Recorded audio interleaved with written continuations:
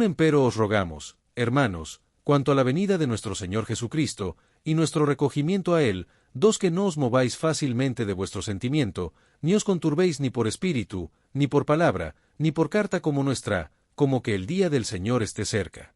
3. No os engañe nadie en ninguna manera, porque no vendrá sin que venga antes la apostasía, y se manifieste el hombre de pecado, el hijo de perdición. 4. Oponiéndose, y levantándose contra todo lo que se llama Dios, o que se adora, tanto que se asiente en el templo de Dios como Dios, haciéndose parecer Dios. 5. ¿No os acordáis que cuando estaba todavía con vosotros, os decía esto? 6. Y ahora vosotros sabéis lo que impide, para que a su tiempo se manifieste. 7. Porque ya está obrando el misterio de iniquidad, solamente espera hasta que sea quitado de en medio el que ahora impide. 8. Y entonces será manifestado aquel inicuo, al cual el Señor matará con el espíritu de su boca, y destruirá con el resplandor de su venida. 9. A aquel inicuo, cuyo advenimiento es según operación de Satanás, con grande potencia, y señales, y milagros mentirosos. 10. Y con todo engaño de iniquidad en los que perecen, por cuanto no recibieron el amor de la verdad para ser salvos. 11. Por tanto, pues, les envía Dios operación de error, para que crean a la mentira. 12. Para que sean condenados todos los que no creyeron a la verdad, antes consintieron a la iniquidad. 13. Más nosotros debemos dar siempre gracias a Dios por vosotros, hermanos amados del Señor, de que Dios os haya escogido desde el principio para salud, por la santificación del Espíritu y fe de la verdad. 14. A lo cual os llamó por nuestro Evangelio, para alcanzar la gloria de nuestro Señor Jesucristo. 15. Así que, hermanos, estad firmes, y retened la doctrina que habéis aprendido, sea por palabra, o por carta nuestra. 16. Y el mismo Señor nuestro Jesucristo, y Dios y Padre nuestro, el cual nos amó, y nos dio consolación eterna, y buena esperanza por gracia. 17. Consuele vuestros corazones, y os confirme en toda buena palabra y obra. 2 Tesalonians capítulo 2. La segunda carta a los tesalonicenses capítulo 2. Introducción a la segunda carta a los tesalonicenses. En la segunda carta a los tesalonicenses, específicamente el capítulo 2, aborda temas fundamentales como la segunda venida de Cristo, la apostasía, el hombre de pecado y la importancia de mantenerse firmes en la fe. Y su objetivo es aclarar malentendidos sobre la segunda venida de Cristo que estaban causando ansiedad y abandono de responsabilidades cotidianas entre los creyentes. El apóstol Pablo escribió esta carta a la iglesia de Tesalónica, una comunidad cristiana que enfrentaba persecuciones y confusión doctrinal, aproximadamente en el año 51 a 52 DC, durante su segundo viaje misionero, con el propósito principal de aclarar malentendidos sobre la segunda venida de Cristo. En los temas centrales del capítulo 2 incluyen la segunda venida de Cristo, la apostasía, la manifestación del hombre de pecado, y exhortaciones a mantenerse firmes en la fe y las enseñanzas recibidas, y Pablo ofrece consuelo y esperanza a los creyentes en medio de sus tribulaciones. En la estructura del capítulo 2 se divide en 3 secciones, los versículos 1 a 2, que advierten contra la confusión sobre la venida del Señor, los versículos 3 a 12, que describen los eventos que precederán a la venida de Cristo, y los versículos 13 a 17, que contienen palabras de agradecimiento, consuelo y exhortación.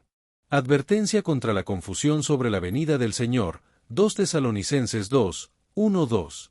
En los versículos 1 a 2, Pablo ruega a los tesalonicenses que no se dejen engañar por falsas enseñanzas que afirman que el día del Señor ya ha llegado, y muestra preocupación por la estabilidad espiritual de los tesalonicenses, advirtiéndoles que no se dejen perturbar fácilmente por enseñanzas que afirman que el día del Señor ya está cerca. En la carta sigue siendo una fuente de instrucción y consuelo para los creyentes de todas las épocas, y su contenido sigue siendo relevante en la actualidad, ofreciendo enseñanzas valiosas sobre la fe, la perseverancia y la esperanza en medio de las tribulaciones. En la sección de la carta a los tesalonicenses aborda las fuentes de confusión que podrían estar afectando a la comunidad cristiana, las cuales Pablo identifica como supuestas revelaciones espirituales, enseñanzas orales erróneas y cartas falsamente atribuidas a él. El recogimiento y las fuentes de confusión, 2 Tesalonicenses 2, 1-2. El concepto de recogimiento se refiere a la reunión de los creyentes con Cristo en su segunda venida, lo que representaba una esperanza fundamental para los primeros cristianos, especialmente para aquellos que enfrentaban persecución, y se relaciona con el arrebatamiento de los creyentes mencionado en 1 Tesalonicenses 4:17.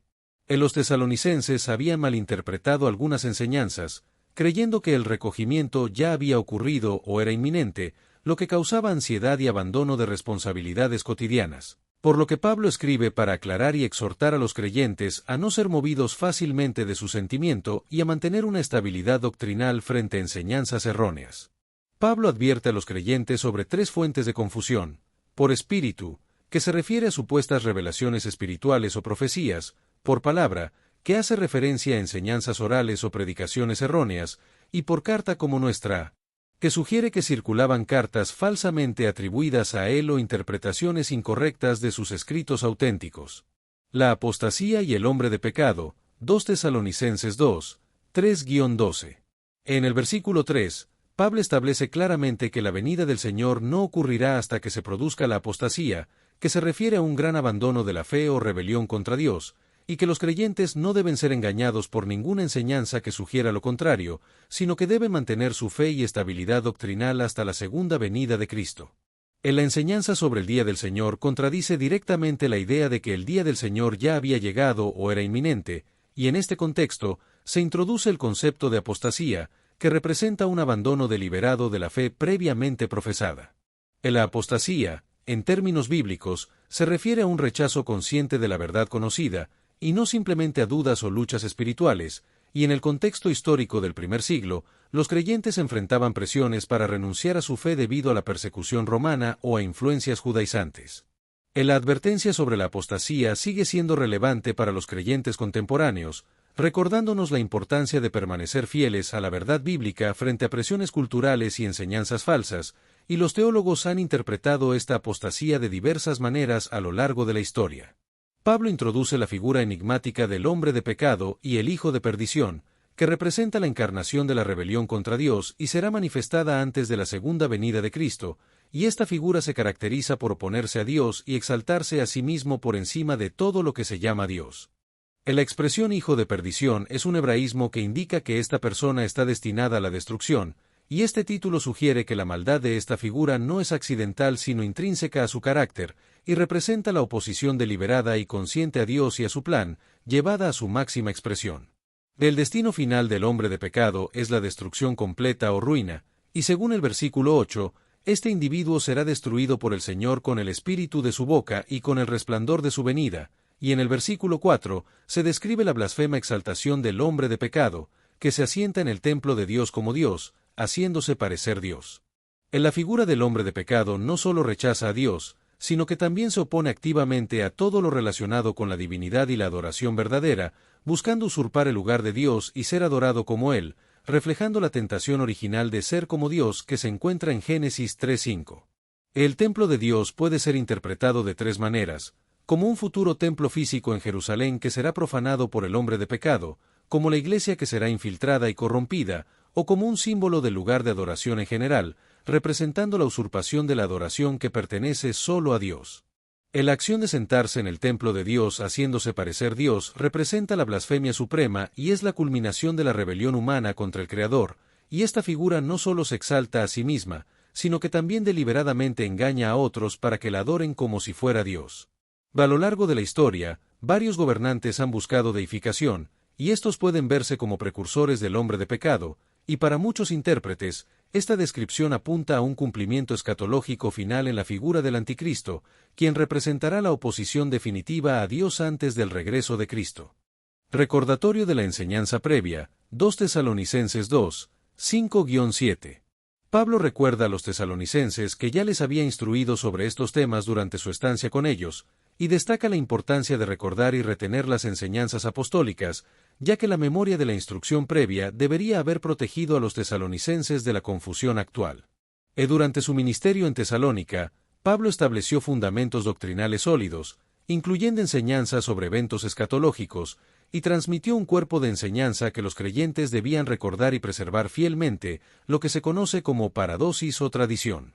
Del ministerio de Pablo se caracteriza por la interacción entre la enseñanza oral y escrita, donde sus cartas complementan, clarifican o recuerdan enseñanzas que ya había impartido oralmente durante su presencia física. El poder restrictivo y el misterio de iniquidad, 2 Tesalonicenses 2, 6-7. En los versículos 6 a 7, se menciona el poder restrictivo que impide la manifestación del hombre de pecado, y se sugiere que los tesalonicenses ya sabían a qué se refería Pablo, aunque no se identifica explícitamente este poder. El misterio de iniquidad ya está operando en el mundo, lo que se refiere a la operación oculta pero real de las fuerzas del mal, que tiene su origen en la rebelión original contra Dios y está actualmente operando en el mundo, aunque de manera restringida. Hay varias interpretaciones del poder restrictivo, incluyendo el Imperio Romano, el Espíritu Santo, la proclamación del Evangelio y la autoridad gubernamental, cada una con sus propias implicaciones y conexiones con la misión evangelizadora de la Iglesia. El misterio de iniquidad se caracteriza por su manifestación final en el hombre de pecado, su crecimiento progresivo en intensidad, su presencia actual en el mundo y su origen espiritual en la rebelión satánica. La destrucción del inicuo, 2 Tesalonicenses 2:8. Finalmente, en el versículo 8, se menciona la destrucción del inicuo, donde una vez removido el poder restrictivo, el hombre de pecado será plenamente revelado, lo que marca el cumplimiento de la profecía de Pablo sobre la manifestación del mal en el mundo. En la manifestación de Cristo será evidente y reconocible, y su destrucción del inicuo se llevará a cabo de dos maneras: por el espíritu de su boca, que se refiere a la palabra o decreto de Cristo, y por el resplandor de su venida, que se refiere a la manifestación gloriosa de Cristo en su regreso. La palabra divina tiene un poder penetrante y decisivo contra toda falsedad y maldad, y se compara con una espada y con fuego, enfatizando su poder purificador y consumidor, y también se presenta como un poder creativo que creó el universo y destruirá al inicuo. El resplandor de la venida de Cristo es una manifestación visible y gloriosa que contiene poder divino, y su mera presencia será suficiente para destruir al inicuo, sin necesidad de un conflicto prolongado, lo que representa la victoria definitiva del bien sobre el mal y la vindicación pública de la fidelidad de Dios y de aquellos que permanecieron fieles. El engaño del inicuo, 2 Tesalonicenses 2, 9-12. El inicuo, cuyo advenimiento es según operación de Satanás, realizará grandes potencias, señales y milagros mentirosos, diseñados para engañar a las personas y alejarlas de la verdad divina, y su destrucción por parte de Cristo será un acto de justicia y de victoria sobre el mal. En la naturaleza del engaño del inicuo es tal que sus milagros mentirosos no son necesariamente ilusiones sin poder real, sino que tienen un poder real pero falso, diseñado para engañar a las personas y llevarlas a la condenación. En la sección describe la naturaleza de los milagros engañosos que pueden involucrar poder sobrenatural genuino pero de origen satánico, y que son herramientas de seducción espiritual diseñadas para desviar a las personas de la verdadera adoración a Dios. Estos milagros representan un intento de imitar las señales divinas, y su propósito es engañar a las personas para que acepten falsas enseñanzas y adoren al inicuo, por lo que los creyentes deben estar advertidos para no juzgar la verdad simplemente por manifestaciones sobrenaturales. La expresión con todo engaño de iniquidad indica una estrategia completa y multifacética de engaño que abarca todos los métodos posibles para alejar a las personas de la verdad y que afecta a aquellos que están en camino a la destrucción espiritual debido a su rechazo de la verdad divina. La vulnerabilidad al engaño tiene una causa específica, que es el rechazo del amor a la verdad, y el amor a la verdad es un componente esencial del proceso de salvación, ya que funciona como una protección contra el engaño y permite a las personas valorar la verdad por encima de todo. Dios permite que aquellos que han rechazado la verdad sean entregados a un engaño más profundo, como una forma de juicio divino, y el resultado de esta operación de error es que las personas abrazan activamente la falsedad, completando así su autoengaño, lo que lleva a la justa condenación de aquellos que rechazaron deliberadamente la verdad y prefirieron la iniquidad, como se menciona en los versículos 11-12. La operación de error describe una influencia activa que lleva al error, y es una forma en que Dios permite que las personas sean juzgadas por su rechazo a la verdad, como se menciona en el texto, que hace referencia a Jesús y a Moisés, y que destaca la importancia de recibir el amor de la verdad para ser salvos. El juicio divino sobre aquellos que han rechazado la verdad toma la forma de una ceguera espiritual intensificada, en la que pierden la capacidad de reconocer la verdad, similar a lo que Pablo describe en Romanos 1, 24-28. Este juicio también representa la consecuencia natural de rechazar la verdad, ya que cada rechazo disminuye la capacidad de una persona para reconocerla en el futuro, creando un ciclo descendente de engaño. La expresión crean a la mentira indica una completa inversión de valores, en la que aquellos que rechazaron la verdad ahora no solo aceptan la mentira, sino que creen activamente en ella con convicción, lo que representa un engaño progresivo. El proceso de creer en la mentira es similar al descrito en Romanos 1, 21-25, donde aquellos que rechazan a Dios eventualmente cambiaron la verdad de Dios por la mentira y adoran a la creación en lugar del Creador. En la condenación de aquellos que no creyeron a la verdad es el justo juicio de Dios sobre aquellos que han rechazado persistentemente su verdad, y no es arbitraria sino basada en un rechazo deliberado y una preferencia activa por el mal sobre el bien. Acción de gracias por la elección y exhortación a la firmeza, 2 Tesalonicenses 2, 13-17. Pablo establece un marcado contraste entre aquellos que serán condenados y los creyentes tesalonicenses que han sido escogidos para salvación, lo que enfatiza la gracia divina en la elección de los creyentes. Pablo expresa su deber de dar siempre gracias a Dios por la elección de los tesalonicenses, que han sido escogidos desde el principio para salvación, por la santificación del Espíritu y fe de la verdad, y que han sido llamados por el Evangelio para alcanzar la gloria de nuestro Señor Jesucristo. La gratitud constante de los creyentes refleja el reconocimiento de que la salvación es fundamentalmente obra de Dios, no logro humano, y se basa en la elección divina que Dios hizo desde el principio. La elección divina tiene como propósito la salvación de los creyentes, y se enfatiza que esta elección está fundamentada en el amor de Dios, no en méritos humanos o decisiones arbitrarias, como se describe cuando Pablo afirma que Dios os haya escogido desde el principio. La doctrina de la elección divina sirve como fuente de consuelo y seguridad para los creyentes, especialmente en contextos de confusión y persecución, recordándoles que su salvación descansa en el propósito eterno de Dios. Los medios de salvación mencionados por Pablo incluyen la santificación del Espíritu, la fe en la verdad y el llamamiento por el Evangelio, destacando la importancia del ministerio apostólico en el plan divino de salvación. La santificación del Espíritu es una obra divina que implica un proceso purificador por el cual el Espíritu Santo limpia al creyente del pecado y lo conforma progresivamente a la imagen de Cristo, y es tanto un acto inicial como un proceso continuo de crecimiento en santidad. La fe en la verdad es la respuesta humana necesaria para la salvación, y se enfatiza que la fe salvadora tiene un objeto definido, la verdad revelada por Dios, particularmente en el Evangelio de Jesucristo, y contrasta directamente con aquellos que creen en la mentira. Pablo describe a los tesalonicenses como hermanos amados del Señor, enfatizando que la elección divina está fundamentada en el amor de Dios, y que su salvación es un proceso que involucra tanto la iniciativa divina como la respuesta humana de fe. La fe en Dios es una confianza continua en la verdad divina, y los tesalonicenses debían seguir creyendo y viviendo según la verdad a pesar de las enseñanzas falsas y la persecución que enfrentaban. Pablo especifica que Dios los llamó a través del Evangelio, lo que destaca el papel importante del mensaje evangélico en el llamamiento divino, y que este llamamiento es efectivo y produce fe y respuesta en aquellos que lo reciben. El propósito final del llamamiento divino es alcanzar la gloria de nuestro Señor Jesucristo, lo que se refiere a la transformación final de los creyentes a la semejanza perfecta de Cristo, incluyendo cuerpos glorificados y participación en su reino eterno. Pablo exhorta a los tesalonicenses a mantenerse firmes en las enseñanzas recibidas, ya sea oralmente o por escrito, y a retener la doctrina que han aprendido, para así resistir las enseñanzas falsas y especulaciones sobre la venida del Señor.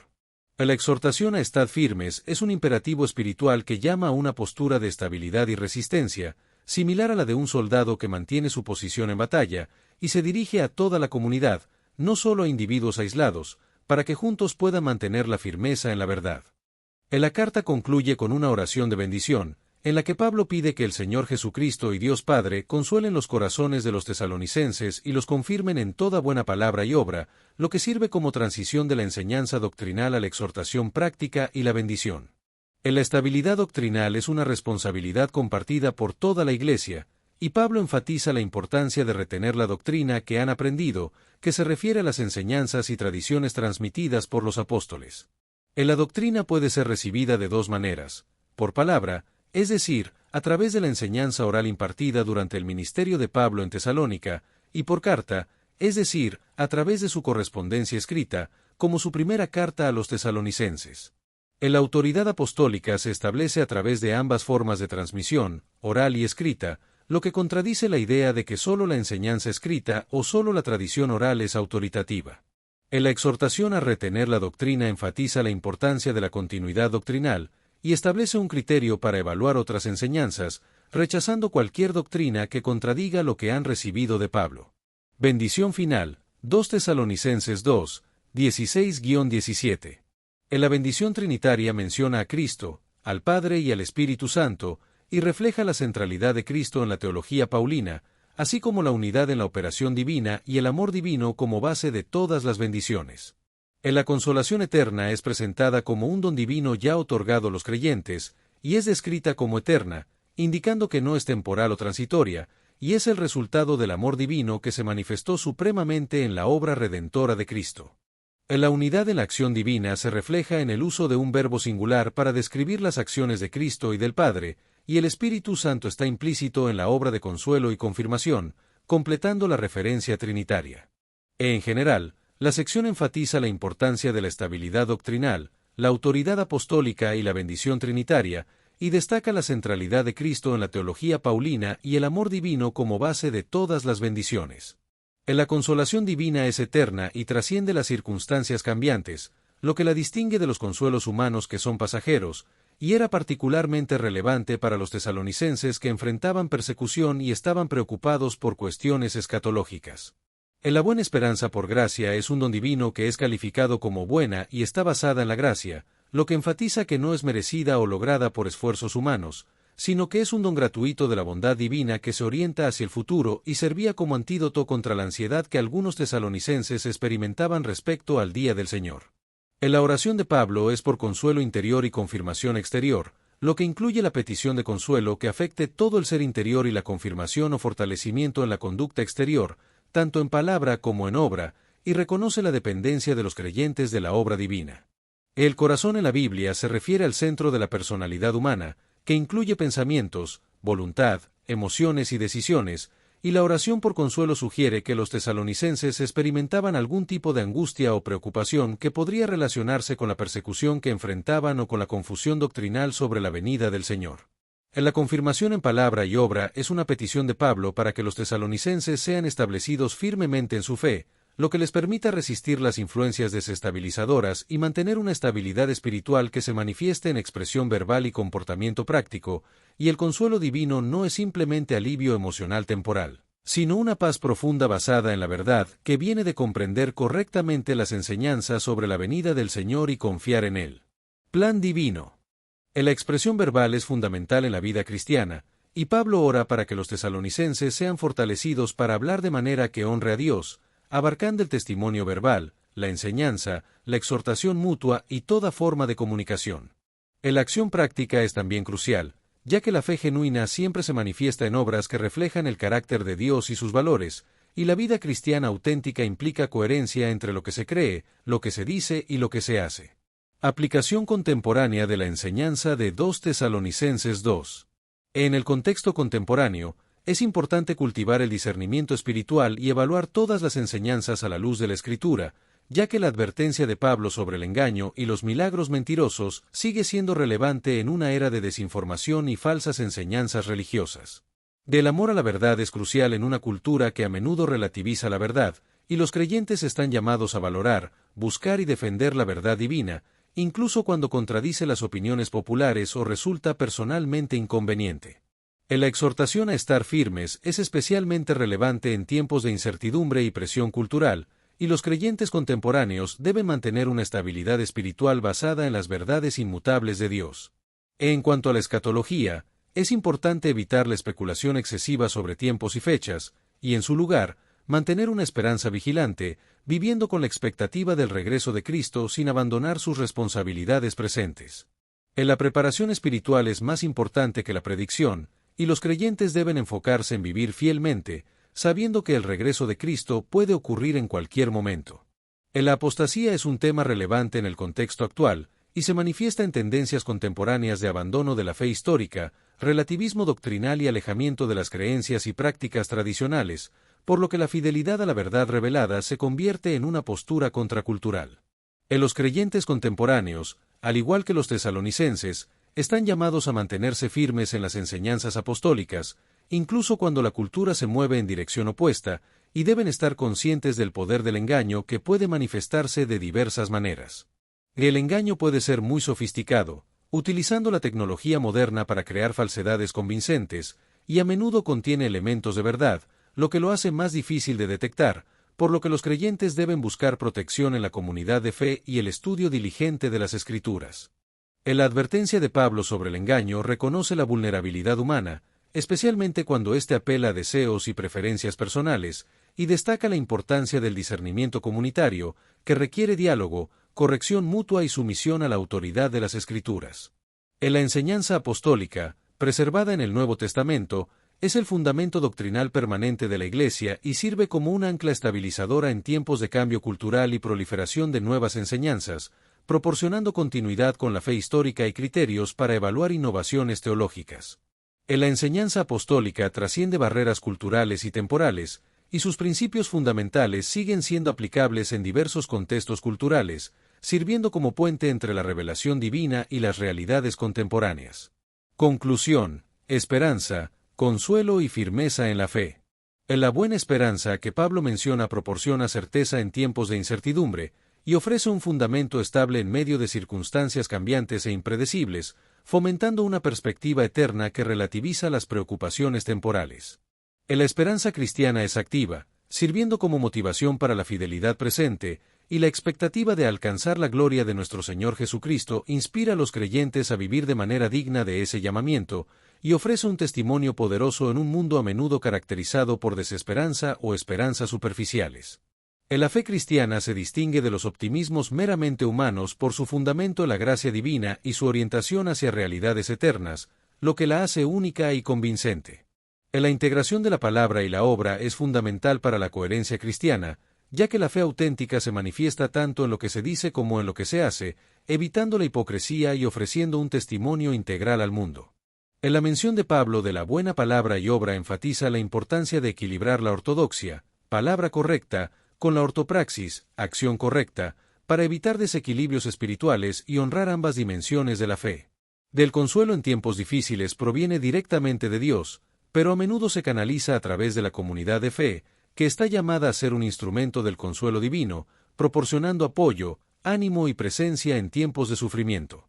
La gracia es el fundamento de toda la experiencia cristiana, desde la elección eterna hasta la glorificación final, y proporciona seguridad a los creyentes, ya que la salvación no depende del mérito humano, sino de la bondad divina. La fe cristiana tiene una dimensión comunitaria, ya que Pablo dirige sus exhortaciones a toda la comunidad, y la comunidad de fe proporciona un contexto para evaluar enseñanzas, corregir errores, fortalecer la comprensión compartida de la verdad, y ofrecer apoyo mutuo y testimonio colectivo.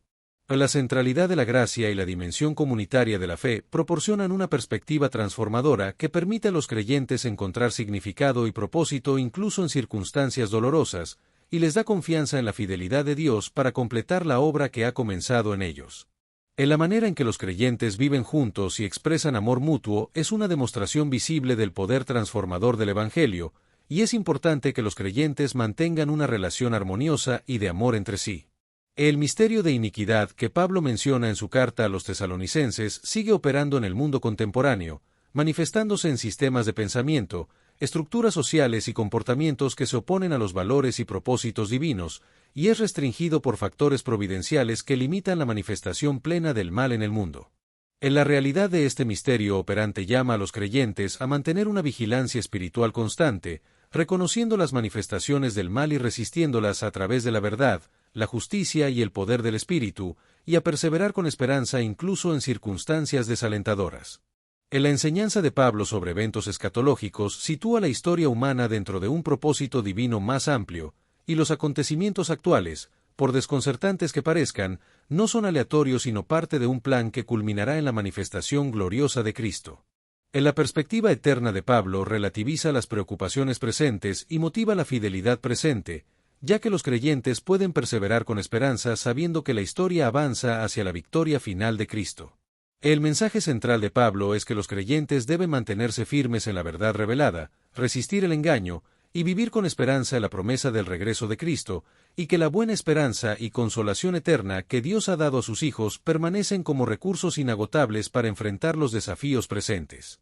Los creyentes pueden perseverar con fidelidad, sabiendo que el Señor mismo los confirmará en toda buena palabra y obra hasta el día de su gloriosa manifestación, y que están arraigados en la gracia divina y fortalecidos por el Espíritu.